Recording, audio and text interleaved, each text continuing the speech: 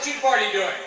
Rick Scott said he never would have been elected without the Tea Party. Only because of you am I your governor. 8 years ago, Scott rode the Tea Party wave, then made waves as governor. He slashed school funding and blocked federal money to build high-speed rail from Tampa to Orlando, even though his own administration commissioned a study showing it would have made money. How about a little high-speed rail?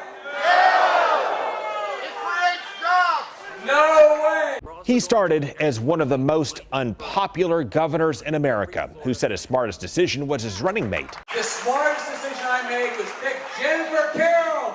Then she quit after a company she promoted got raided and charged with gambling. Scott also framed just about everything on his jobs promise, then changed the terms of the promise after he won and denied it. It'll be the 700,000, plus what would be normal. It's on top of that. On top of what normal growth would be. I don't know who said that. 700,000 on top of. No. And when he ran for re-election, he also said he would support expanding health care for the poor, then took it back after he won.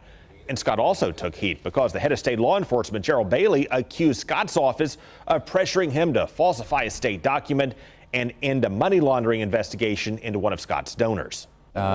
He resigned. Actually, Scott ousted Bailey, and the cabinet officers Bailey reported to said they were blindsided. We were misled as to the timing and the process. But Scott weathered all of those controversies, and his approval ratings picked up as Florida's economy and job market improved on his watch.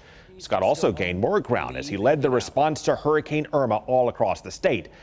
Plus, Scott was a strong and early supporter of President Trump, which may help Scott rev up Trump's base in a state Trump won.